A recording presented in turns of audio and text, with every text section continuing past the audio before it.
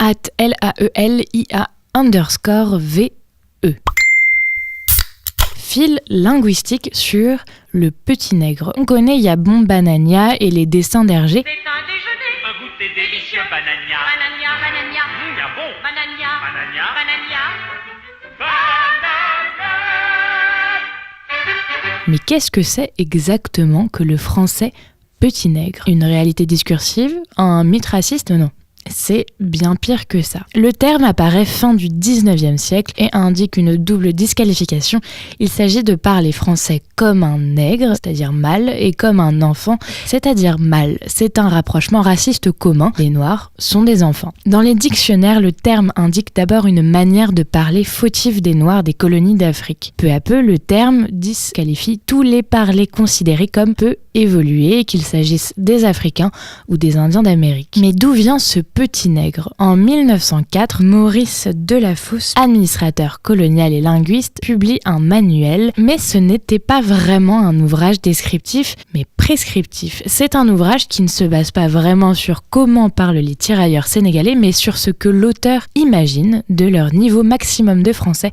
Bien sûr, un niveau simplifié. Il devient même l'objet d'un enseignement dans l'armée coloniale. Bien sûr, c'est un ouvrage raciste qui méconnaît la complexité et la diversité des langues africaines. Je cite: « Comment voudrait-on qu'un noir dont la langue est d'une simplicité rudimentaire s'assimile rapidement à un idiome aussi raffiné et illogique que le nôtre ?» On a donc parlé et appris aux tirailleurs un français tronqué, petit nègre, qui est 1. Raciste, 2. Pas du tout plus simple. Toi, il y en a à balayer la chambre n'est pas vraiment plus simple que balaye la chambre pour des raisons idéologiques et politiques. On sait bien que pour apprendre une langue, il faut corriger la personne. On corrige l'enfant quand il fait des fautes.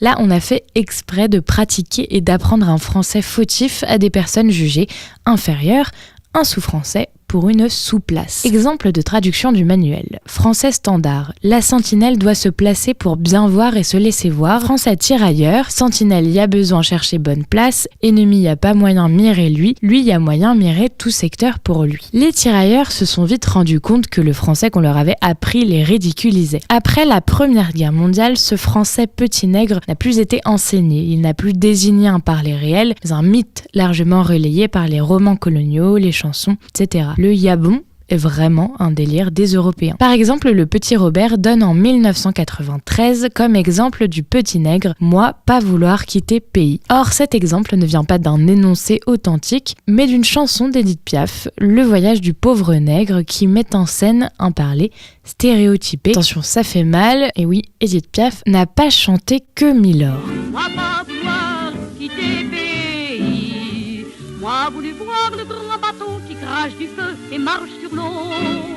Après la Première Guerre mondiale, on a même publié des lettres fictives de tirailleurs dans un français stéréotypé petit nègre à des fins idéologiques. C'est une manière de traiter les Noirs en ignorants, en grands enfants, de disqualifier leur langue. C'est une manière aussi d'effacer les Noirs lettrés francophones, alors qu'ils existent bel et bien. Par exemple, René Maran, français noir d'origine guyanaise, qui reçoit en 1921 le prix Goncourt pour son roman Batouala, qui fait scandale. Sous-titré Véritable roman nègre, met en scène en système les différentes variétés du français colonial. Blaise Diagne, premier député africain élu à la Chambre, fait peur à tout le monde dès qu'il prend la parole et tacle les fautes de français de ses adversaires députés. Retournement de la violence symbolique. Mais le yabon a eu des ravages. On ne peut pas s'en sortir qu'en montrant qu'on maîtrise la langue française. Difficile de revendiquer les langues africaines, difficile surtout de représenter un parler populaire africain directement associé au yabon. Il existe peu de retournements du stigmate, d'usages assumés, critiques et militants du français tirailleur. Note certaines exceptions, par exemple le film de Ousmane, Camp de Tiaroy. Attaque, c'est attaque.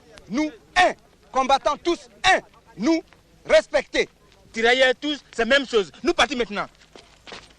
Non. Pour résumer, le français petit nègre est donc une construction idéologique et politique raciste. Comme disait Frantz Fanon, parler petit nègre, c'est exprimer cette idée. Toi, reste où tu es. On conclut avec les mots de Senghor en hommage aux tirailleurs sénégalais dans le magnifique poème liminaire issu d'Hostie Noire, mais je déchirerai les rires Banania sur tous les murs de France. Voilà, c'est fini, mais je peux donner d'autres sources si besoin, et lisez Senghor, car les poètes chantaient les rêves des clochards sous l'élégance des ponts blancs, car les poètes chantaient les héros et votre rire n'était pas sérieux, votre peau noire, pas classique. Je m'empresse de vous dire que la francophonie ne s'oppose pas à la négritude ou à l'arabisme.